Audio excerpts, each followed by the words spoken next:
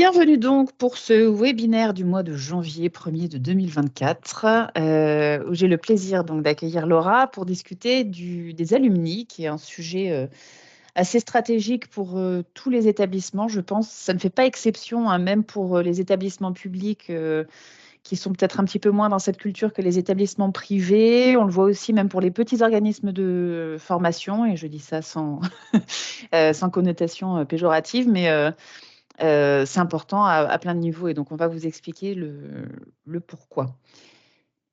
Donc, nous sommes Mélanie Cadar, donc je suis responsable du pôle, je parle de moi à la première personne du pluriel apparemment, je suis responsable du pôle Quality and Accreditation de chez Headway Advisory, que je présenterai rapidement après. Et Laura, je te laisse te présenter.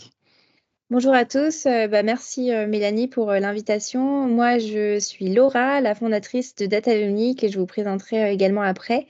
Et du coup, je suis là pour discuter réseau d'anciens élèves.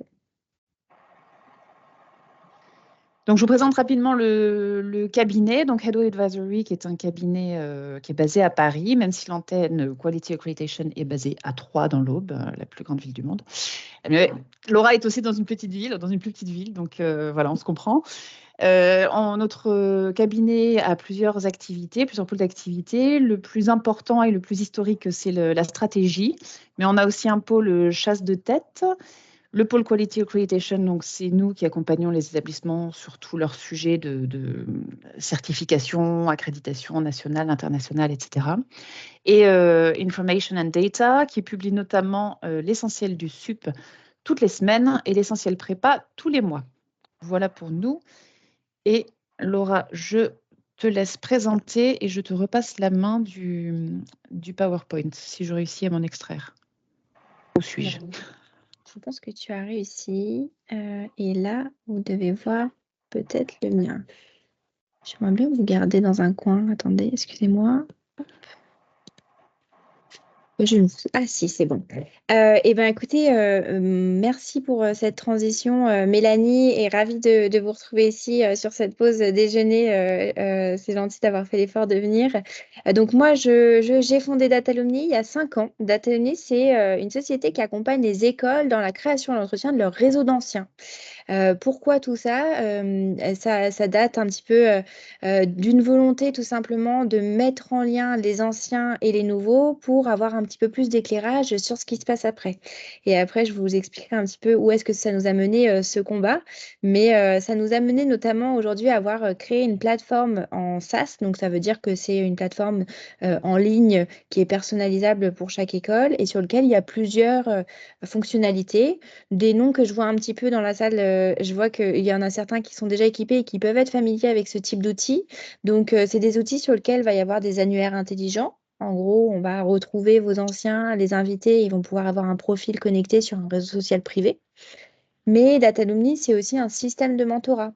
En fait, l'une des fonctionnalités clés de la plateforme, c'est le fait que les anciens, justement, ils viennent parrainer des étudiants en cours de cursus pour les aider tout simplement à trouver leur voie, à écrire leur mémoire, trouver leur premier emploi, se réorienter, monter une entreprise.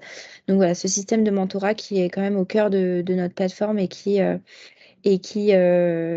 fait en fait des émules en termes d'échanges intergénérationnels sur toutes vos cibles.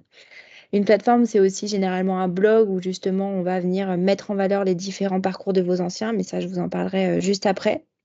Également un job board où vos recruteurs viennent diffuser les opportunités professionnelles, tout simplement pour adresser leurs offres à vos diplômés ou vos étudiants quand ils sont en recherche. Et notre dernier outil, c'est forcément l'outil statistique. Bah oui, forcément, qui dit plateforme d'anciens, dit récolte de data. Et ça aurait été bien dommage de ne pas bénéficier de cette opportunité pour remplir vos obligations qualité, à savoir récolter de la statistique sur ce que deviennent vos anciens. Donc c'est vrai que toute la plateforme, elle a été pensée justement dans un but de collecte de données, et c'est comme ça qu'on s'est rencontrés avec Mélanie. Évidemment, en collectant toute cette data sur l'insertion pro des diplômés, ça faisait sens de rencontrer justement Mélanie qui travaille sur ces sujets, mais ça, on vous en parlera un petit peu après. Donc voilà, notre cœur de métier, c'est vraiment qu'on est éditeur de logiciels.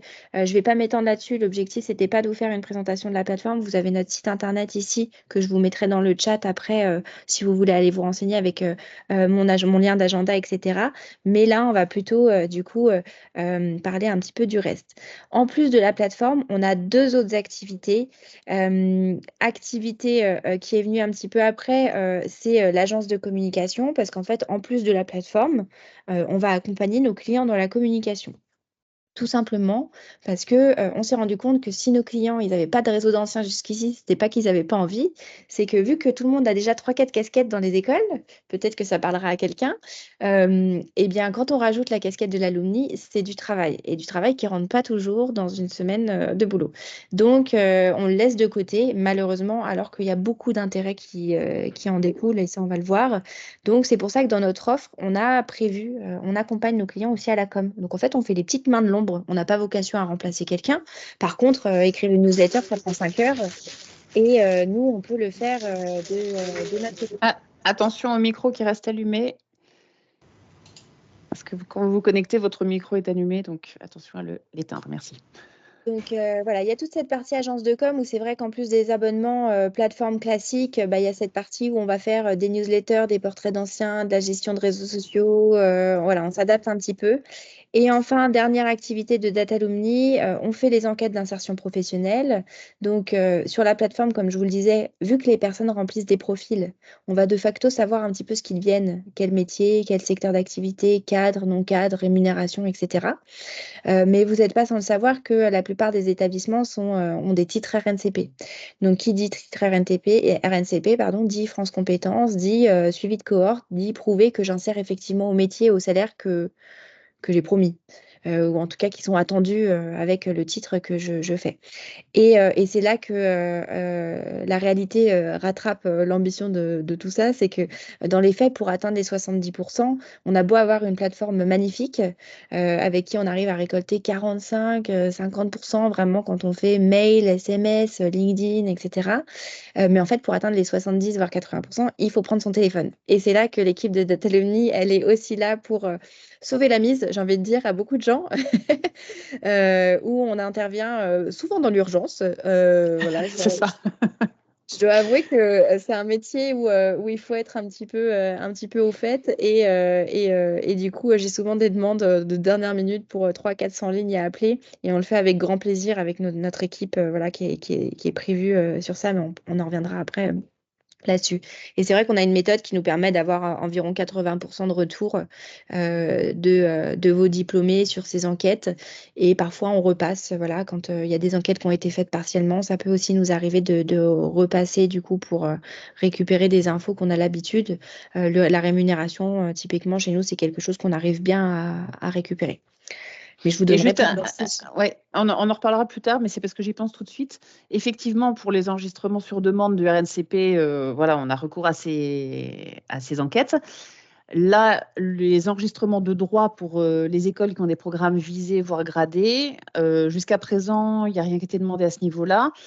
On sent un petit peu le vent tourner et je pense qu'on va arriver à la même exigence en fait de démonstration de l'insertion professionnelle. Donc, préparez-vous aussi pour vos titres, enfin pour vos diplômes visés et gradés. Je pense qu'il va falloir y passer aussi. Voilà. Bon, il y a du boulot qui arrive, mais en tout cas, C'est c'est ça. un métier qui est super intéressant. Et puis, c'est vrai que, en fait, c'est bénéfique à tout le monde. C'est une grosse sortie de zone de confort parce que c'est compliqué d'atteindre les millennials qui sont très connectés et en même temps ne répondent peu aux mails. Mais il y a des techniques qui existent et qui sont vraiment efficaces. Au niveau de ce qu'on va voir aujourd'hui, déjà, n'hésitez pas à interagir, à poser vos questions dans le chat et surtout ne me laissez pas toute seule.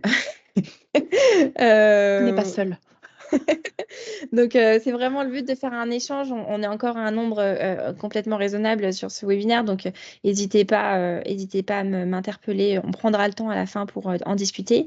Au niveau du sommaire, on va voir les intérêts stratégiques du réseau d'anciens. Donc, à quoi ça sert de développer son réseau d'anciens.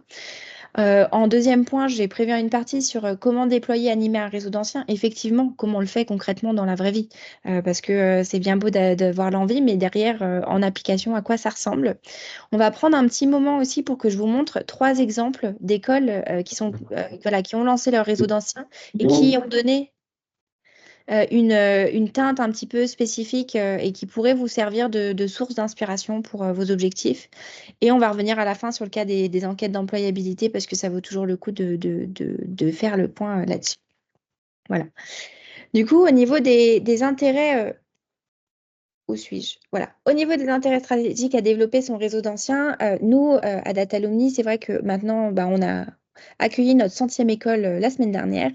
Donc, on commence à avoir une roue bien rodée sur le réseau d'anciens et surtout, bah, quand on va rentrer en contact avec une école, on va définir ensemble l'intérêt stratégique du réseau d'anciens qui généralement va tourner autour de ces 8 intérêts.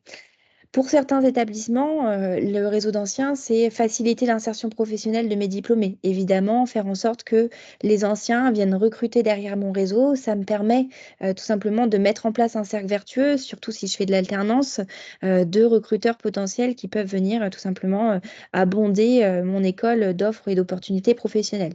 Là, on parle pour vos étudiants, mais l'insertion professionnelle, c'est aussi comment est-ce que je fais en sorte que mes membres se cooptent sur des opportunités entre eux et du coup fassent jouer le réseau au sens propre du terme. Le réseau d'anciens, c'est aussi ce qui permet de favoriser la cohésion et le sentiment d'appartenance au sein d'une école. C'est un peu le Graal, le sentiment d'appartenance dans une école, et c'est ce que recherchent les jeunes. Ils recherchent, ils ont un peu l'image du campus américain. Voilà, on recherche une tribu, on recherche ça. Et en fait, le sentiment d'appartenance, il s'exprime notamment par le lien intergénérationnel que vous allez pouvoir créer. À partir du moment où vous allez pouvoir dépasser la limite du je connais ma classe, vous allez voilà, créer quelque chose de plus durable sur la continuité avec votre établissement. Et c'est pour ça que le réseau d'anciens, il a toute sa place ici. Mais un réseau d'anciens, c'est aussi ce qui permet de renforcer l'attractivité de la formation. Bah oui, qui dit grande école dit grand réseau, évidemment. Donc vos anciens sont vos meilleurs ambassadeurs, sont la preuve vivante que votre formation est intéressante déjà, permet de s'insérer professionnellement à des postes qui vont intéresser et ça permet aussi par ricochet de faire de l'attractivité des métiers. Donc attractivité parce que par exemple on travaille beaucoup avec des établissements dans le BTP. Voilà, on ne pourrait pas se dire on pourrait pas imaginer un réseau d'anciens BTP. C'est sûr que c'est pas l'image qu'on en a de prime abord. Pourtant, dans ces métiers, déjà, c'est des métiers qui font plus de réseaux que n'importe lesquels, je pense. C'est juste que ça se matérialise pas tout à fait de la même façon que dans une grande école, par exemple. Et aussi, l'ancien, c'est celui qui va venir bah, montrer son métier, qui est peut-être pas très mis en valeur par la société d'aujourd'hui, mais qui, pour le coup, a beaucoup d'avantages et mérite d'être doré. Donc là, typiquement, on va avoir un sujet d'attractivité. Le réseau d'anciens, ça fait aussi de l'attractivité vis-à-vis des parents. En fait, avoir les témoignages des anciens qui vont nous dire, bah voilà, moi j'ai fait telle école et je suis grosse manager et grosse manager, ça veut dire ça.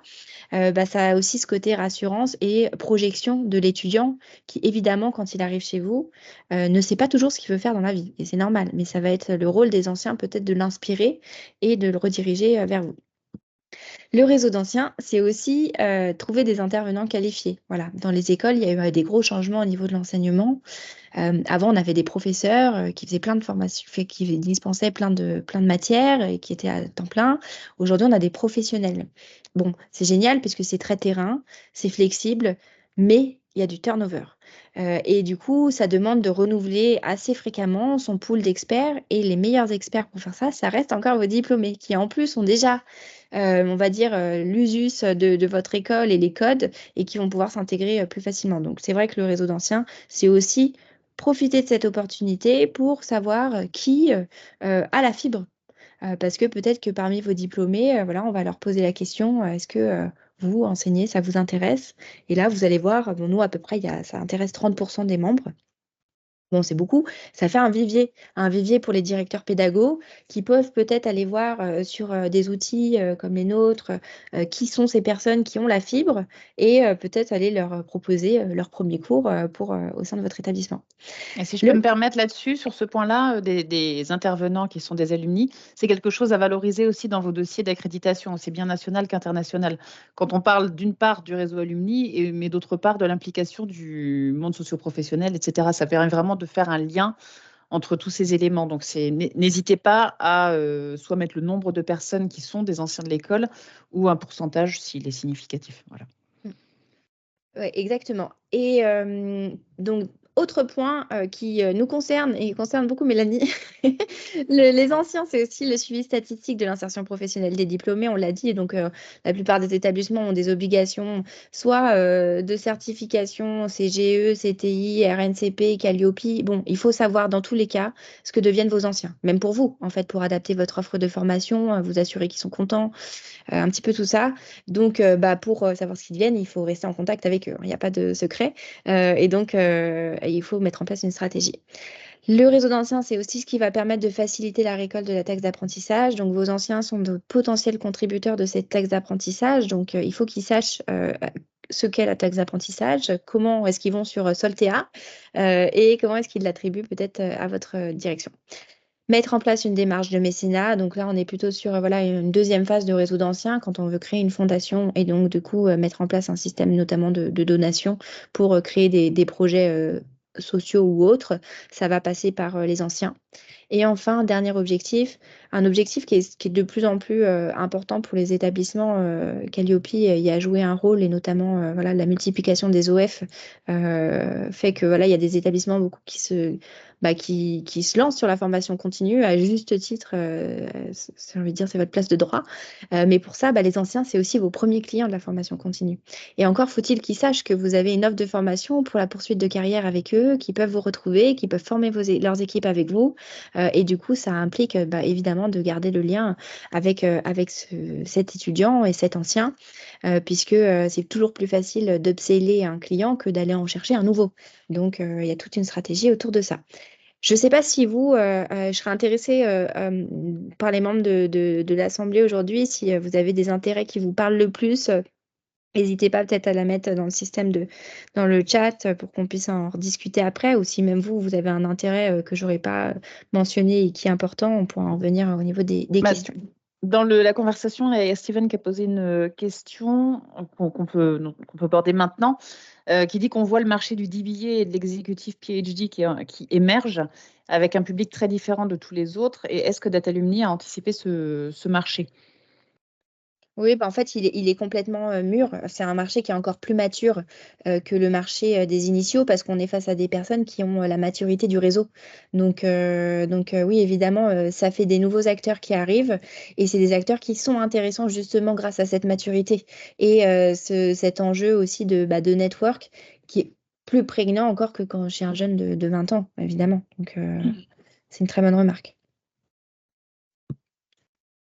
Et on a Morgane qui nous dit que le recrutement, enfin ce qui lui parle le plus, c'est le recrutement des intervenants sur des domaines très techniques. Ouais, c'est vrai que c'est un sujet. Et puis en plus, voir les parcours des anciens de façon visuelle sur vos outils, ça va aussi peut-être vous donner des idées d'enseignement auxquels vous n'auriez pas pensé. De vous dire, ah bah lui, il fait ça, ça vaut le coup peut-être d'organiser soit un cours, soit une masterclass, mais c'est un sujet qui est important et qui monte. Et ça tombe bien parce que il y a Nathan qui fait ça. Voilà, donc ça vaut le coup en effet de suivre un peu ça. C'est ce qui permet de rester en lien en fait avec le terrain et aussi les envies du marché. Oui. Samia pose une question et je pense qu'on y reviendra quand on parlera de la partie spécifique aux enquêtes. On ne t'oublie pas, Samia. Donc, c'est bien beau tout ça, mais comment on fait Laura, dis donc, Jamie. Évidemment, l'étape 1, c'est de retrouver ces anciens élèves. Ça, c'est une présentation qu'on vous enverra. Je ne vais pas rentrer dans le détail parce que c'est un peu technique, il y a beaucoup de choses à faire. Mais évidemment, pour rester en contact avec ces anciens, il faut les retrouver. Souvent, on les a peut-être un peu perdus.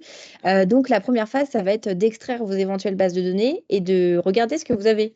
Voilà, est-ce qu'elles sont numériques? Je dis ça à moitié en rigolant parce qu'il y a des établissements qui ont des étagères avec des classeurs. Donc, c'est un sujet, en fait, de savoir où est-ce qu'ils sont, est-ce qu'on a la donnée et comment je vérifie.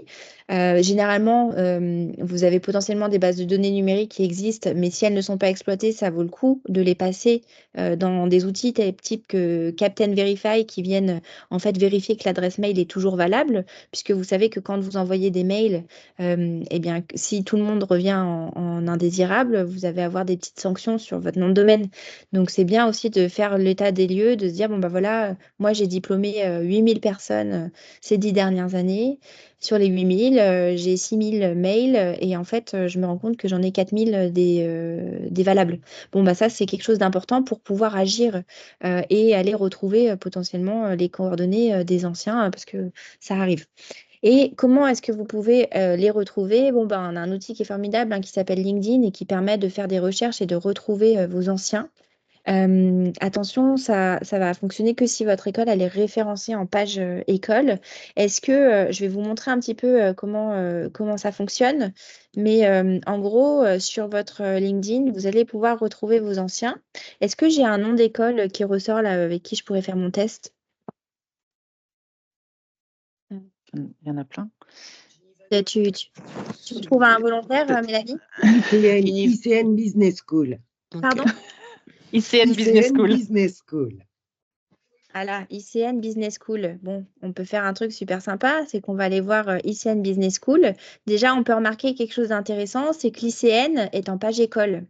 Ce qui se passe, c'est que souvent, les pages qui sont un petit peu vieilles, ou alors qu'elles ont été créées en page entreprise. Et là, il faut vite faire la demande, donc vérifier avec votre URL, hein, tout simplement, si vous êtes au bon endroit, que vous êtes bien en école. Parce que si vous êtes en entreprise, vous n'allez pas pouvoir retrouver vos anciens, ce qui est quand même bien dommage. Et surtout, ça va pas bien s'afficher dans leur profil.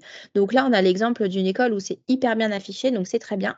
Et là, vous voyez, j'ai 17 000 anciens élèves qui sont référencés. Donc, je vais cliquer ici et j'ai la liste des 16, 17 000 personnes qui sont référencées. Et là, ce qui est intéressant, c'est que bon, bah voilà, vous avez tout le monde qui est ici, mais c'est pas toujours facile de pouvoir les contacter. Évidemment, vous n'allez pas faire un clic droite, gauche, etc. Mais ce qui peut être intéressant, c'est justement d'avoir une vraie stratégie LinkedIn de communication. Mais je vous parlerai après les moyens. Donc, vous avez ces personnes qui sont accessibles ici, en tout cas théoriquement, j'ai envie de dire. Ce qui peut être intéressant, c'est donc de faire cette recherche. Et là, vous voyez, je vous ai mis, si c'est moins de 1000 personnes, vous pouvez le faire avec votre profil et les ajouter. Bon, c'est pas très intéressant comme, comme opération, mais ça a la vocation d'être utile. Ou vous pouvez créer éventuellement un profil tiers. Par exemple, nous, on travaille avec Lucie Leblanc. Voilà, Lucie Leblanc, c'est un profil qu'on administre pour l'un de nos clients parce que on part toujours du principe que les personnes derrière ces initiatives peuvent parler, peuvent partir. Ce serait dommage que Lorraine, voilà, vous partiez avec tout le réseau parce que ça peut arriver en fait dans une carrière de changer de métier, évidemment. Et en plus, c'est le profil perso. Donc, c'est toujours un peu délicat avec les salariés. Il y en a qui sont très ouverts, mais en tout cas, on ne peut pas l'imposer. Mais voilà, Lucie Leblanc, bah, elle n'existe pas, mais elle existe quand même dans le sens où il y a quelqu'un derrière. Et il y a vraiment une Lucie Leblanc derrière, mais ce n'est pas son profil à elle, c'est un profil qui pourra être remanié. Et sur ce profil, ce qu'on a fait, bah, c'est qu'on a ajouté automatiquement les personnes. Donc là, vous voyez, j'ai plein de marques hein, derrière ça. On va pouvoir ajouter ces personnes et les inviter à rejoindre le réseau de Lucie. Ça, c'est intéressant. On peut le faire à la main, comme je vous l'ai dit, s'il y a moins de 1000 personnes, mais en réalité, à l'ICN, il y a 17 000 personnes. Lorraine, si je ne veux pas vous bloquer 20 ans à faire du clic-clic tous les jours, j'ai d'autres outils à vous proposer. Donc, pour retrouver ces anciens là-dessus, moi, je vous propose de créer un profil chargé de relations alumni. C'est vraiment un conseil. Parce que, voilà, comme je vous le dis, on peut changer de métier, c'est dommage de perdre le travail qui est fait sur un profil. Faire cette recherche personne par école, si c'est pas fait, bah, vous pouvez demander la conversion de votre page. Ça, vous l'aurez, hein, tous les liens dans la présentation. Et après, j'utilise moi un outil qui s'appelle Wallaxy, que je vous conseille, qui est un outil français. C'est des Montpelliérains qui ont monté ça, qui permettent de faire de l'automatisation en fait sur LinkedIn. C'est un outil qui est payant. Vous avez un mois gratuit avec ce lien là-dessus. Mais c'est un outil qui est hyper utile. Donc, c'est à vous de voir si vous vous y retrouvez d'un point de vue ROI, hein, retour sur investissement, c'est toujours comme ça. Mais là, je vais vous faire un petit exemple. Donc, avec l'ICN, je pourrais regarder et me dire, bon, bah, je vais chercher les gens qui vivent à Annecy, parce que j'ai oublié, c'est une information fondamentale. Datalumi est à Annecy, la plus belle ville de France après Troyes, du coup. On est d'accord. Donc, je peux regarder les gens qui sont à Annecy, mais bon, il n'y a pas assez de gens, donc je vais regarder les gens qui sont en Île-de-France et qui sont à l'ICN. Bon, là, il y en a beaucoup plus, il y en a 4300. Ce que je peux faire, c'est que ici, grâce à mon outil Walaxy, je vous mettrai le lien d'ambassadeur dans le chat, comme ça vous ne paierez pas le premier mois. Je vais taper, je vais créer une liste qui s'appelle ICN. Du coup, c'est alumni et étudiants. Après, on pourra les séparer, mais parce que là, c'est tous ceux qu'on mentionné l'ICN dans leur formation. Donc, on a aussi potentiellement des étudiants. Donc, je vais créer ma liste et ça va me l'importer. Promis, je l'enlèverai après. Ici, ça va m'importer ma liste. Et ce que je vais faire, c'est que ça va m'ouvrir un outil qui est comme ça. Et je vais pouvoir démarrer une campagne. Je vais faire une campagne invitation plus 2 messages. J'ai plein d'autres séquences, hein, sans rentrer dans le détail, puisque c'est quand même un peu... Puis j'ai plein de tutos à vous montrer, mais là, en gros, je vais lui dire, j'aimerais inviter tous les gens que j'ai identifiés automatiquement, parce que je ne vais pas passer non plus ma journée à clic-clic. Bon, là, il y en a 20 qui ont été ajoutés. Ça s'ajoute petit à petit, hein, donc, en fait, il faut créer sa liste. Et puis après, il faut faire plusieurs paquets, parce que ça ajoute 1000 par 1000. Donc après, je vais voir les gens de Lyon, les gens de Nancy, etc. Et petit à petit, je vais reconstituer mes 16 000, 17 000 personnes. Donc, je vais dire, oui, je veux que tous les gens qui sont identifiés comme faisant ou ayant fait l'ICN arrivent dans ma liste. Voilà. Donc, je vais dire oui. Et on me demande si je veux ajouter une note à mon invitation. Moi, j'en mets pas. Et je vais dire, une fois qu'ils m'ont accepté, au bout de 2 jours, je vais leur envoyer un petit message. On va l'écrire. Je vais dire bonjour, prénom. Ravie de vous retrouver ici. Je suis en charge du réseau des diplômés. Bravo pour votre parcours. Nous avons un job dating la semaine prochaine. Que diriez-vous de venir? Bon, on peut imaginer plein de choses. Après, c'est du contenu. Donc, je vais faire un premier message. Et là, j'ai une petite particularité, c'est que j'ai fait une séquence où je peux envoyer un deuxième message, éventuellement 15 jours plus tard, pour leur dire, est-ce que vous vous êtes bien inscrit sur la plateforme? Pour rappel, le job dating, c'est la semaine prochaine, etc. Et donc, ma campagne, elle va se lancer. Donc, je ne vais pas la lancer maintenant, puisque sinon, on va être bien embêté. Hop, donc, je vais sortir de ma campagne. Hop, sans sauvegarder. Et donc, ça va me lancer des campagnes. Et là, je vais pouvoir suivre en fait les campagnes que j'ai réalisées et voir un petit peu quel est leur état d'avancement entre celles qui sont en cours, quel est mon taux de réponse. Là, vous voyez, j'ai fait une campagne. Moi, je m'en sers aussi d'un point de vue marketing, hein, et j'ai des taux de réponse qui sont intéressants. On s'en sert aussi sur les enquêtes d'insertion professionnelle. En fait, ça a plein de buts. Le but, c'est d'avoir une façon un peu novatrice de communiquer avec eux. Ce qui est intéressant, c'est que quand vous retrouvez vos anciens, donc là, ça commence à se charger. Donc, ça a chargé 75 personnes en 2 minutes, là. Je peux aussi extraire ces personnes-là.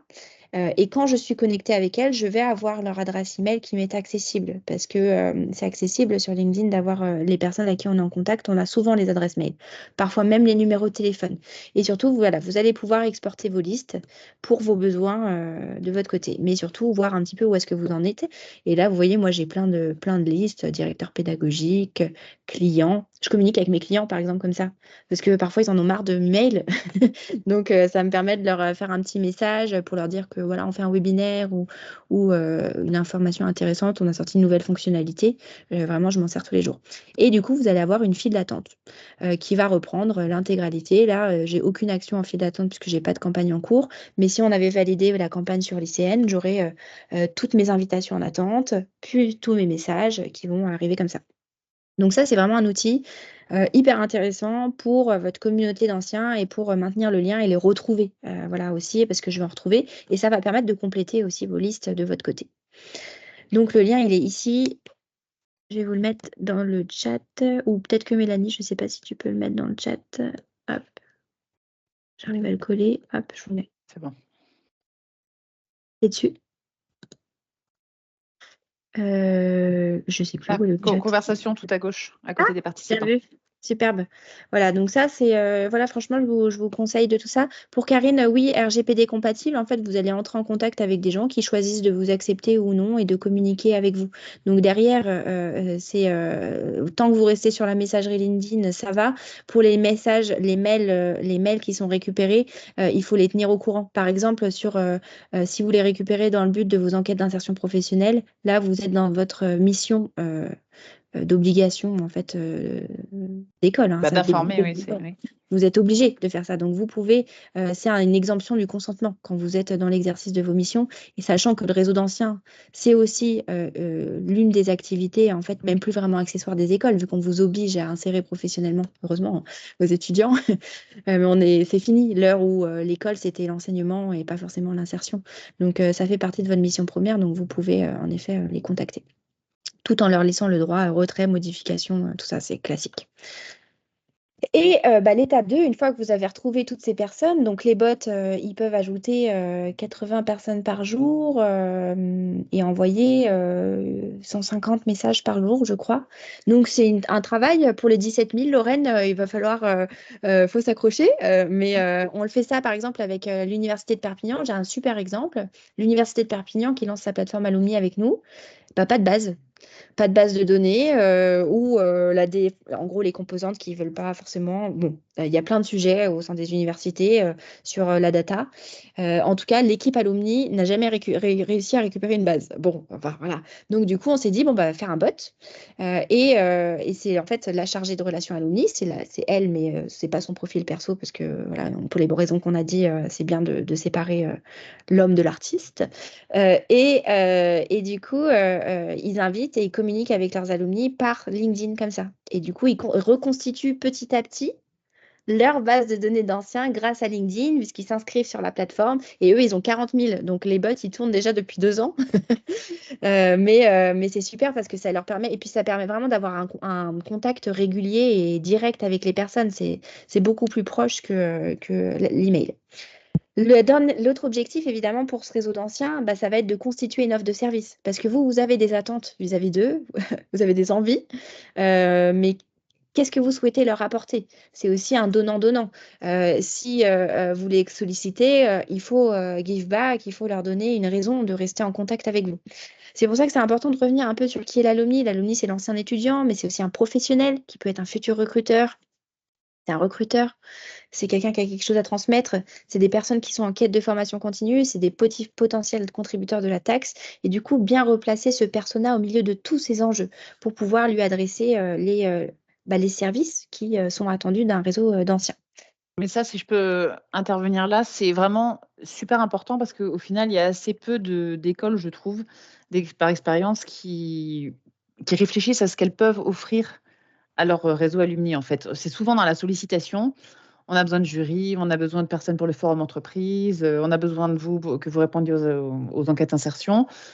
Et au bout d'un moment, forcément, on épuise nos anciens. Donc, il faut vraiment réfléchir, enfin, stratégiser autour de ça, OK, pour qu'ils nous répondent, vraiment, qu'est-ce qu'on peut leur apporter et surtout, dans ce qu'on fait actuellement, qu'est-ce qu'on peut adresser à nos anciens? Parce que parfois, on les oublie un petit peu aussi. Bien sûr. Ah ouais. Donc, exactement. C'est garder aussi les pieds dans le réel, de se dire, bon, ça, on en parlera après, mais c'est important ils sont généralement volontaires pour être là, mais donnant. Ouais, voilà. Quand nous, on les sollicite, on a quand même 350 000 personnes sur les plateformes, donc on commence à avoir un petit peu des idées de ce qu'ils attendent. Le top réponse, c'est de participer à des événements, afterwork, conférences, ateliers. Ils veulent se voir. Les outils, pourtant, je suis éditeur de logiciels, mais les gens veulent se rencontrer. Ça reste des outils au service du réel. Donc, c'est important de créer des espaces de rencontre. C'est trouver des opportunités d'emploi, donc évoluer professionnellement grâce à mon réseau. Et c'est aussi contribuer à la vie de l'école, parce qu'en fait, il y a une vraie volonté de transmission qui est présente chez beaucoup de gens. Et du coup, ils sont volontaires pour faire des jurys, témoigner, mentorer. Mais en fait, il faut les solliciter pour qu'ils le fassent effectivement, parce que quand on a quelqu'un qui nous dit, bah moi, je suis dispo, et que personne l'appelle. C'est ça, un c'est le manque moment, de suivi parfois qui revient, et j'y pense notamment dans la préparation aux accréditations internationales, où il y a des alumni qui sont rencontrés par les équipes qui visitent. Et souvent, ce qui revient quand on discute avec les alumni en préparation, c'est En fait, on ne nous sollicite pas. Alors, on ne nous sollicite pas pour des trucs intéressants. On n'arrête pas de nous demander de faire des choses. Et ouais, typiquement, ça ne me surprend pas du tout que les événements, ça arrive en haut de la liste parce qu'il faut qu'il y ait un côté festif. Et comme tu disais, le sentiment d'appartenance aussi passe par là. Ouais. Non, et puis même leur demander, ça peut être en distanciel ou en réel, les mardis alumni ou tous les mardis soirs, il y a un ancien qui présente son métier. Eh ben, c'est bien pour votre cible d'auditeurs, vos étudiants, vos futurs étudiants, mais en fait, c'est bien aussi pour votre ancien qui est mis en valeur, qui est reconnu comme un professionnel par son école. Voilà, c'est de la reconnaissance qui est recherchée. Excusez-moi, j'ai Du une coup, question. ouais. Bonjour. Juste par rapport au petit podium que vous avez mis juste avant, là, je trouve ça intéressant. C'est une enquête que vous avez menée auprès d'alumni? Ouais, en fait, nous, quand ils se connectent sur la plateforme, on leur pose plein de questions à l'entrée, mais à la reconnexion. Et parmi ça, on leur demande, en fait, qu'est-ce que vous venez faire ici? Pourquoi Ok. vous êtes là et qu'est-ce que vous attendez de nous? Et du coup, sur toutes nos plateformes, on leur demande cette question. Et ça, c'est le top 3 des réponses. Et Merci. Du coup, pour faire ça, on a une petite règle à Datalumni qui s'appelle la règle des 3D. Voilà, pour vraiment construire une offre de service intéressante, c'est donner du sens à l'engagement, découvrir les leviers de motivation de votre communauté et aider-les voilà, à la recherche de sens, surtout sur la nouvelle génération. C'est vraiment moteur sur beaucoup d'actions, donc emparez-vous de ça. C'est donner de la reconnaissance en mettant en valeur les trajectoires de vos anciens élèves et aussi donner un réseau, effectivement. Donc, oula, pardon. Donner un réseau, donner des opportunités professionnelles, permettez-leur d'évoluer grâce à votre école, puisque, comme on le disait, c'est souvent la raison pour laquelle ils intègrent les écoles. Moi, j'aime bien, je demande souvent aux jeunes, tout jeunes, hein, les 18-19, quand ils rentrent en école, je leur demande pourquoi vous avez choisi cette école. Ah, c'est le réseau. Ils ne savent pas vraiment ce qu'il y a derrière, mais c'est important. Donc, derrière, il faut assurer aussi le service après-vente, tout simplement. J'ai mis plein d'actions que je vous propose de faire pour vous montrer des exemples d'actions à mettre en place pour répondre à ces 3D. Donc, donner du sens, ça peut être offrir l'opportunité de mentorer un étudiant. Voilà, la pyramide de Maslow nous montre bien que l'envie de transmettre, c'est un besoin élémentaire, donc il faut le combler. C'est expliquer l'importance des enquêtes d'insertion pro pour les futurs étudiants et la valeur de leur diplôme. Souvent, quand on les appelle, on les sollicite. Ils savent pas vraiment pourquoi. Alors peut-être que ça leur a été dit entre deux coins de cours, mais peut-être leur expliquer qu'en fait, s'ils répondent pas, ça va pénaliser l'école, mais ça va aussi, par ricochet, pénaliser la crédibilité de leur diplôme. Et qu'en fait, répondre à une enquête d'insertion professionnelle, c'est aussi contribuer à l'amélioration de la transparence sur les formations en France. Voilà, c'est important de dire qu'on n'est pas une personne parmi 1000. Souvent, je les appelle et je leur dis, bah oui, mais si vous pensez tous comme ça, les 75% de retour, on ne les a pas. Et en fait, le château de sable, il est assez fragile si on fonctionne en individualité. Donner du sens, c'est aussi solliciter vos anciens sur ce qu'ils aimeraient améliorer dans l'établissement. Là, Calliope intervient plus sur la satisfaction, mais oui, ils ont vécu une expérience au sein de votre établissement. Ils ont des choses à dire. Et du coup, les écouter, en tout cas, les recueillir leur avis et faire ensemble que ça évolue, c'est important. Voilà, le sujet de l'envoi des diplômes, par exemple, tardif, c'est un vrai sujet. Donc, il faut les écouter et il faut prendre la mesure de ça. Donner de la reconnaissance, ça peut être mettre en valeur leur parcours, proposer d'intervenir en classe pour enseigner ou parler de leur métier, les inviter au jury de sélection. Donc ça, c'est les reconnaître en tant que nouveaux professionnels. Mais c'est aussi donner un réseau, mettre sur pied un vrai programme d'événements alumni, faire en sorte qu'ils se rencontrent, permettre à vos membres de se retrouver, que ce soit de façon digitale ou réelle, mais les inviter à la soirée de remise des diplômes, par exemple, c'est un super événement. Si vous avez peur qu'il y ait trop de monde, on a un client qui fait des conscrits. Il invite tous les 10 ans. Voilà, la remise des diplômes des 2023, on invitera les 2013 et les 2003. Voilà, on peut trouver des petites choses comme ça, et d'ailleurs, ça fait des chouettes anecdotes. Mais en tout cas, vous avez plein d'occasions de les faire venir et bien sûr, offrir un outil de networking privé à votre école, ça reste un point clé quand même de vos réseaux. Et là-dessus, sur notamment les événements, la préparation, sont des choses qui s'anticipent. qui se planifient même plusieurs années à l'avance, parce que vous savez bien quand vont arriver les 10 ans de telle promo, et surtout qui se budgétisent. Et ça, c'est important aussi au sein des écoles, et d'en parler, enfin de faire remonter ça au CODIR, parce que souvent c'est quelque chose qui n'a pas tout à fait sa place dans les CODIR des écoles. Enfin, qu'il y ait vraiment une enveloppe qui soit attribuée à ça pour la gestion, l'animation et donc cette programmation d'événements. Parce qu'il ne faut pas que ça se fasse à l'arrache, entre guillemets, et attirer sur les ficelles de tous les budgets en disant ah, mais non, on ne peut pas trop cette année, c'est compliqué, quoi. Donc, Oui. vraiment planifier très, très en amont. Mm, mm. C'est vrai que c'est un budget qui doit être dédié parce qu'il ne sort pas du chapeau. Et comme toutes les actions que vous menez au quotidien, vous êtes tous voilà, bien placés pour le savoir. Ça se prévoit, ça se budgétise et c'est aussi important que le reste. Donc, n'oubliez pas que c'est aussi eux qui vont grâce à leur retombée, vous apporter des nouveaux étudiants, augmenter la qualité de reconnaissance de votre école, etc. Et bah, bien sûr, pour une fois qu'on a retrouvé les anciens, qu'on a décidé d'une offre de service, il faut apprendre un peu à communiquer avec cette nouvelle cible. Et du coup, on a fait un webinaire dédié il n'y a pas très longtemps, donc peut-être qu'on arrivera à vous le redonner dans le chat après. Mais bon, les 3 grosses erreurs qu'il faut éviter, c'est ne pas donner de signe de vie pendant trop longtemps. C'est dur de revenir avec des gens à qui on n'a pas parlé depuis 10 ans pour leur dire, en fait, ça vous dirait de venir aux 40 ans de l'école? Donc, c'est bien d'être régulier dans son action, donc une fois de plus de planifier. Vos jeunes diplômés, c'est les plus impliqués. Les diplômés depuis moins de 5 ans, ils ont un peu de temps encore. Après, il y a un gap, il y a une traversée du désert de carrière entre 5 ans et 15 ans. Puis après, ils reviennent quand ils sont plus vieux.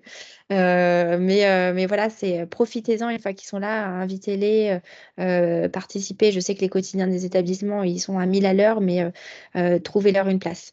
Il faut éviter de le sursolliciter. Vos alumni, ils ne travaillent pas pour vous. Donc, on est toujours sur la technique de la carotte. Qu'est-ce que je leur offre en face? Ne pas oublier ça. Et puis, pas oublier que oui, ça les saoule d'être contactés 1000 fois pour la même enquête. Donc, il faut harmoniser les pratiques et s'assurer que c'est bien fait. Et adopter un ton trop institutionnel. Le réseau d'anciens, c'est avant tout une aventure humaine. Ils veulent de la proximité avec vous, donc vous pouvez le faire. Pour communiquer efficacement, le format, c'est important. Et de plus en plus, vous avez le marketing conversationnel qui est beaucoup plus efficace que les emails.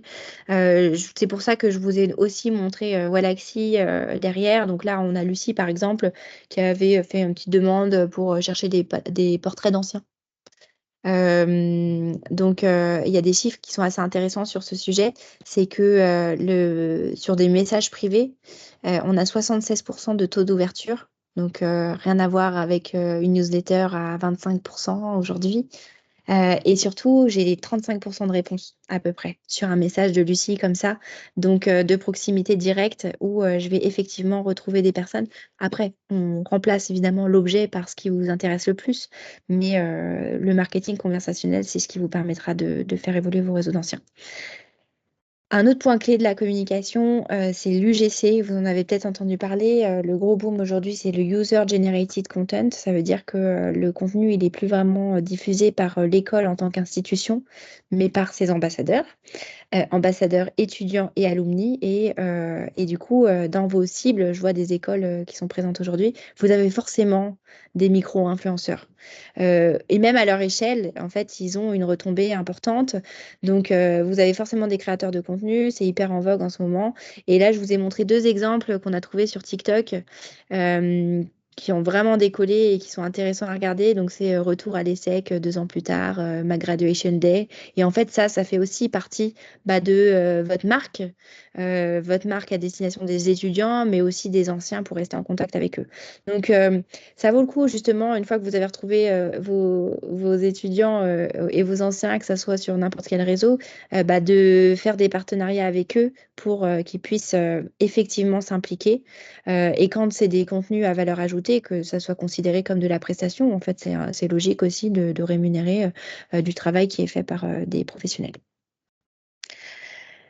Privilégier le snack content. Attention, le temps des internautes a largement diminué. Il était qu'à 12% en 2020 et maintenant il a 8%. Donc autant vous dire qu'il faut être straight to the point. Il faut être impactant et il faut faire de la répétition. Donc voilà, gardez bien ça en tête, les longs paragraphes, etc. C'est pour ça que TikTok marche autant, hein. C'est que on est sur du visuel et du très rapide. Voilà, le temps file à vive allure, donc je vous enverrai ça, mais je voulais juste vous montrer 3 applications concrètes du réseau d'anciens pour vous montrer aussi que le réseau d'anciens, ça peut avoir divers objectifs et des applications qui sont intéressantes. Je voulais vous parler de l'Université de Savoie, Mont-Blanc, donc évidemment nos voisins, qui eux ont fait quelque chose de vraiment intéressant. Donc ils ont utilisé le mentorat qui est présent sur notre réseau d'anciens pour mettre en valeur leurs recruteurs partenaires. C'est-à-dire que parmi les mentors, on a des anciens. Mais on a aussi des recruteurs. Pourquoi? Puisque chez nous, à Annecy, on a une économie qui est spécifique puisqu'on est à 40 minutes de la Suisse. Donc, c'est-à-dire qu'à 40 minutes, on gagne 3 fois plus que chez nous. Donc évidemment, c'est hyper compliqué pour les entreprises et les industriels de chez nous de séduire la nouvelle génération. Et du coup, l'université a une association qui s'appelle le Club des entreprises, qui est en fait la voix des entreprises locales au niveau de l'université. Et du coup, c'est comme ça que le mentorat à l'université se fait avec des entrepreneurs locaux qui viennent parrainer des étudiants en cours de cursus, leur montrer leur métier, répondre à leurs besoins d'accompagnement pour juste et du coup leur présenter leur entreprise par la même occasion. Donc voilà, c'est intéressant de voir que ça peut être autre chose que des anciens. Le réseau d'anciens, c'est vraiment la communauté autour de l'école, mais ça peut permettre de créer aussi des opportunités diverses de mise en relation, puisque on reste sur le même but, à savoir favoriser l'orientation et l'insertion de votre école et favoriser sa réputation sur votre double client. J'entends double client, recruteur et étudiant et parents, etc. Ils ont réussi l'an dernier à faire 115 binômes. Donc, c'est pas rien. Ça demande pas mal d'huile de coude. Et une fois de plus, nous, on fournit l'outil, mais tout ça, c'est pas grâce à l'outil, c'est grâce à Anne et Sophie qui sont allées dans les amphis, voir les jeunes et leur dire, regardez, vous avez vu Jean-Michel, il est magistrat, peut-être que ça pourrait correspondre, allez-y, n'hésitez pas. Et puis regardez, lui, il est directeur commercial dans une entreprise industrielle, c'est une belle boîte qui fait de l'international, ça vaut le coup d'aller voir. Donc voilà, c'est tout ce travail aussi des personnes en interne pour évidemment promouvoir ce type d'initiative. Mais ça marche. Et derrière, les retours, ils sont super. Donc c'est vraiment quelque chose à voir en termes de satisfaction. Et par exemple, ils créent de l'événementiel autour de ça. Ils vont créer la première rencontre, la Meet My Mentor. Voilà, ils organisent un événement en présentiel parce que ça rassure d'être dans un cadre sécurisé pour une première rencontre avec un inconnu. Et ça lance un peu aussi l'événement. Dire, voilà, moi, je suis mentor 2023, j'accompagne Stéphanie, etc. Et après, il va y avoir des alumni de mentors. Et là, c'est une autre communauté, Et communauté à redévelopper. exactement, voilà, tout à fait. Non, mais même, et puis les mentors, donc c'est des anciens ou du coup des recruteurs et ou des recruteurs, eux aussi, c'est une petite communauté à animer. En effet, tu le dis, Mélanie, c'est comment je leur fournis les clés pour qu'ils se sentent à l'aise dans leur rôle. Généralement, on manque jamais de mentors hein, sur les plateformes. Pareil, on a 35% de volontaires. Derrière, il faut leur mettre les jeunes en face. Donc oui, il faut aller les chercher parce que quand j'ai 18 ans et qu'on me dit va contacter un yeuve pour qu'il travaille dans ton métier, c'est pas naturel, on va pas se mentir. Hein. Donc il faut les aider à chercher, ça sera naturel pour 5%, mais pas pour beaucoup. Le réseau d'anciens, c'est aussi voilà, des initiatives un peu spécifiques dans des secteurs auxquels on ne s'attend pas. Le BTP qui met beaucoup de cœur à l'ouvrage à mettre en avant ces anciens pour féminiser les professions et mettre en valeur le métier de peintre, le métier de plombier par des vrais retours. Le retour à l'artisanat est vraiment présent et du coup, c'est ces témoignages qui contribuent directement à remonter l'attractivité des formations et des métiers, vice-versa. Donc voilà, il y a tout un sujet autour de ça par les paroles de vos anciens. Et l'ISTC, qui est une école de communication à Lille, en fait, nous, quand on a un client alumni, c'est souvent la com qui s'en charge de l'ancien. Mais j'ai quelques exemples où l'initiative alumni, elle vient des relations entreprises. Et là, on a des approches qui sont différentes, mais qui sont très intéressantes. À l'ISTC, on a un cas qui est fort, parce que c'est une école de communication à Lille. Ils ont 500 recruteurs inscrits sur la plateforme. Il y a eu un boulot de fou. Et eux, ils veulent être la plateforme d'employabilité des métiers de communication de la région lilloise. Voilà. Parce qu'après tout, ils ont diplômé quelques milliers d'élèves et des élèves haut placés et avec des enfin, là, des élèves de master, donc de haut grade, et qu'ils vendent en fait à leurs recruteurs partenaires. Donc, ils ont une offre de service vraiment adaptée à ça, avec 200 offres actifs. On a repéré 250 anciens qui veulent intervenir auprès des étudiants, donc dans le cadre des échanges. Et du coup, avec eux, on a une action qui est différente, c'est que on a toute la partie alumni et avec les recruteurs, on a aussi une stratégie de newsletter, d'entretien de communauté, une fois de plus, pour répondre à vos multiples clients. Pas le plus classique qui est votre étudiant, mais votre recruteur aussi, c'est un client, etc. On a une question encore de Oui. Steven qui pose la question du fundraising. Il demande est-ce que les institutions françaises se penchent de plus en plus vers le fundraising afin de diversifier leurs sources de revenus, pardon. Est-ce que c'est une demande que vous avez chez Datalumni de gérer ça? Et je suis témoin aussi de ça, de plus en plus d'actions de fundraising auprès des alumni en France, même si c'est quand même très, très anglo-saxon comme pratique. Voilà, Ouais. tu De as plus des en demandes? plus, toutes les grandes écoles déjà ont monté leur fondation, donc font du fundraising sur les anciens. Le fundraising sur les anciens, c'est quasiment 70% des fonds de ces fondations. Donc oui, en effet, il y a un vrai enjeu. Il y a des communautés qui sont plus matures que ça, que d'autres sur le sujet. On va être très grande école, on va être enseignement catholique, qui est vraiment très avancé sur le fundraising. Et aussi parce que bah, voilà, il y a toutes ces organisations, elles ont un enjeu de renouvellement. Et du coup, une fois de plus, qui dit fundraising dit offre de service. Comment est-ce que j'entretiens le lien avec ça? Mais oui, c'est une demande qui est récurrente et qui est souvent clé. En ce moment, il y a ça se passe beaucoup dans l'enseignement catholique parce que bah, leurs donateurs, l'âge des donateurs a grimpé en flèche et qu'il va falloir penser à l'après. Et donc, comment est-ce que je maintiens un niveau d'action alors que bah, mes donateurs ne seront plus là dans 10-15 ans, quoi. Sans être morbide, mais c'est un peu le cas quand même de beaucoup de fondations. Donc oui, évidemment, c'est un enjeu qui est clé pour les écoles et même les universités. Je vous conseille d'aller voir un petit peu sur ce qui se passe de la fondation de la Sorbonne, qui a des grosses ambitions de fundraising sur les anciens. C'est passionnant. Il y a une équipe qui a été montée. On parle de plusieurs dizaines de millions d'euros. Voilà. Donc, intéressant. Petit cas particulier des enquêtes d'employabilité. Alors, il nous reste 7 minutes. Ouais, je vais passer. Est-ce qu'on le dit, Mélanie? Oui, alors, moi, j'insiste sur la préparation pendant la scolarité. Parce que clairement, ne serait-ce que pour ce sujet des enquêtes d'employabilité, on va devoir les solliciter. Donc, il faut, pendant qu'ils sont étudiants chez vous, leur expliquer le pourquoi, en fait. Pourquoi on va les solliciter, quel est l'impact, tu l'as mentionné tout à l'heure. Donc, ensuite, il faut alors faciliter la tâche en évitant de poser tout le temps les mêmes questions. Oui, là, dans les fichiers pour le RNCP, et là, je rebondis sur la question de Samia plus haut dans la conversation qui demandait si chez Datalumni, vous vous contentez juste du fichier d'insertion tel qu'il est donné par France Compétences ou est-ce qu'on peut ajouter des questions? Il me semble qu'on peut le personnaliser. Bien sûr. Voilà. Donc, dans ce fichier-là, il y a la situation avant leur entrée. Cette information, vous l'avez obligatoirement quand vous avez recruté vos étudiants, ils ont rempli un dossier, ils vous ont dit toutes ces choses-là. Évitez de poser la question parce que c'est très incongru en fait et assez mal perçu. Et la voie d'accès, oui, c'est ça.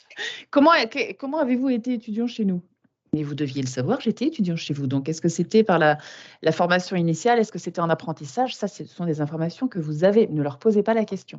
Par contre, ayez un système de suivi au sein de votre école et de vos services de scolarité qui vous permet d'extraire ces données rapidement et facilement quand on en a besoin. Alors, faire une remise de diplôme et de leur donner le leur qu'après avoir rempli l'enquête à 6 mois. Alors, ça, c'est une technique qui est un peu compliquée parce que attendre 6 mois pour donner, c'est compliqué. Mais récemment, une discussion avec Goulven Droumaguet nous a remis en tête que l'enquête à 6 mois n'est pas à 6 mois pile. C'est-à-dire que s'ils sont très bien insérés, même 1 ou 2 mois après l'obtention de leur certification, on peut donner ces informations-là dans l'enquête d'insertion. C'est jusqu'à 6 mois, en fait. Donc, cette petite carotte peut fonctionner si vous avez une certification où les titulaires s'insèrent rapidement dans les métiers visés. Là, vous pouvez faire la petite carotte. Voilà, on a le cas d'une école. Pardon ? Ça n'empêche pas de repasser à 6 mois, si vous l'avez donné à 3 mois et qu'il y avait quelques personnes toujours en recherche, de repasser à 6 mois Voilà. avant de déposer votre dossier, mais au moins sur une cible un petit peu moins grosse. Tout à fait. Parfois, ça peut permettre, quand on est en train de constituer ces 2 premières cohortes, ça peut permettre de déposer un petit peu plus rapidement que d'attendre que la deuxième cohorte soit sortie 6 mois après aussi. Donc ça, c'était juste un petit aparté sur le RNCP. Quand vous sollicitez sur une enquête, c'est intéressant de leur faire un compte-rendu de ce que vous avez obtenu comme analyse de l'insertion. Parce qu'on est encore dans cette histoire de donnant-donnant. Si vous ne faites que leur demander des choses et ils n'en voient jamais la couleur, ils seront peut-être moins enclins à répondre à la prochaine enquête. Donc, n'hésitez pas, une fois que vous avez fait votre analyse, à leur renvoyer ces résultats-là. Ça peut être sous forme de graphique, de newsletter, même d'un article, enfin, peu importe, ou une publication sur LinkedIn, quelque chose. Rendez-leur la monnaie de leur pièce, en fait.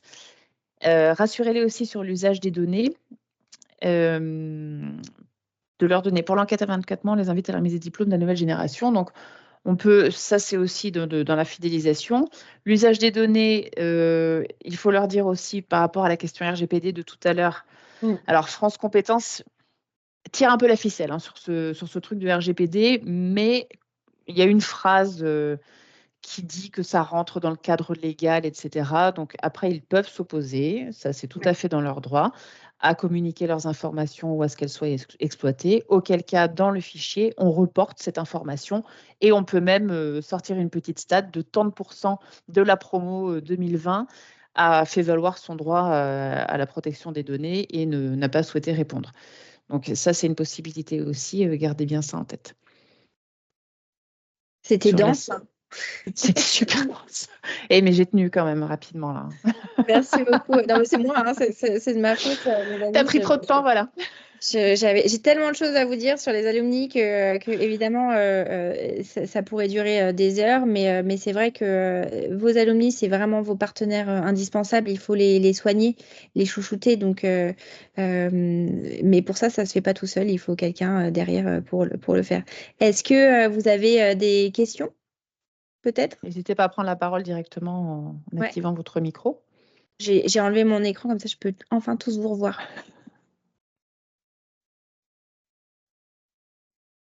Nathalie, vas-y. Bonjour. Moi, j'ai une petite question sur éventuellement s'il y a des témoignages d'écoles qui impliquent leurs étudiants dans la mise en œuvre de ces enquêtes. À la fois, ça permet de sensibiliser les étudiants et à la fois, c'est peut-être plus facile pour les alumni de répondre s'ils tombent sur leurs étudiants. Mais voilà, je voulais juste avoir un peu de feedback sur Alors, moi, je n'ai pas de client qui fait ça. Par contre, il y a une promo à l'Université de Savoie, mais je ne sais pas s'ils se servent, ou c'est les GEA, je sais qu'ils font ça tous les ans avec leurs jeunes. Ça fait partie de leur PP projet professionnel ou quelque chose comme ça. C'est des heures qui sont dédiées et ils vont appeler les anciens pour savoir ce qu'ils deviennent. Je pourrais vous donner le numéro de Monsieur Martin qui fait ça depuis des années, mais je crois qu'il fait ça pour lui. Enfin, que pour le coup, c'est pas c'est pas pour répondre à un questionnaire, c'est plus pour lui en tant que directeur de la formation pour savoir ce qu'ils deviennent. Donc voilà. On arrive à la pardon. Oui, moi je pense que juste pour Nathalie, nous ce qu'on fait de notre côté, c'est que d'abord moi je passe dans toutes les dernières années, je fais toutes les réunions de rentrée de dernière année pour sensibiliser les étudiants sur les enquêtes. Ça, c'est important. Dans tous les programmes. Et puis après, on repère dans les promotions les délégués qui deviennent un peu nos aimants pour donc ce que Laura appelle les micro-influenceurs. Et ça marche relativement bien pour toutes les enquêtes, pour les accrèdes. Bon, voilà, ça marche assez bien. Mais on a tout un mécanisme d'appel, d'un tas de trucs. Bon, ça, c'est sur une plateforme d'appel. Bon, mais et là, pendant la cérémonie de remise des diplômes, je referai une piqûre de rappel auprès des étudiants pour leur dire surtout répondez et si faites encore mieux que la génération précédente, voyons voir si vous allez les battre. Voilà. On a une question Voilà, pour créer un petit peu de challenge. Voilà, On a une question de exactement. Morgane qui dit: vous avez arrivé à quel pourcentage de réponses grâce à ces étudiants ambassadeurs? Alors, je pense que les pourcentages ne se jouent pas sur un seul élément, hein, c'est un cumul d'éléments. Et alors, Laura, tu n'as pas eu le temps de parler de la méthode en entonnoir aussi que vous appliquez, mais voilà, il y a ce que vous cultivez en tant qu'école, et puis ensuite, là, vraiment la démarche active d'aller chercher les informations, puis le phoning, puis récupérer des informations ici et là. Donc, voilà. Ben, Nous, ce que je peux vous dire, c'est qu'on est dans les clous pour tout ce qui est les classements. L'enquête emploi, moi, je la gère pas en direct, hein. Mais pour ce qui est des classements, on a toujours les taux requis de participation. Ça pose pas vraiment de soucis. très bien. Je connais pas tous les taux, hein. Propose qu'on arrête là. Merci beaucoup. Je pense que ça a été très, très intéressant. Merci Laura. Je pense que tu as vraiment bien expliqué les Merci. enjeux et puis donner des exemples aussi de mise en application. Donc, j'espère que ça vous aura été utile. On vous retrouve, j'espère, pour le prochain webinaire qui aura lieu fin février et qui sera sur le Continuous Impact Model. Donc là, on sera en anglais avec Victor Hedenberg de BGA. Qui est un modèle intéressant de suivi de l'impact. Et vous savez que c'est un sujet très important, notamment au sein des accréditations internationales. Donc, on fera de la communication là-dessus bientôt. Je vous souhaite une très, très belle journée et puis à très bientôt. Merci pour Merci de votre votre temps. présence. Bonne Merci journée à beaucoup. vous. Merci, à bientôt.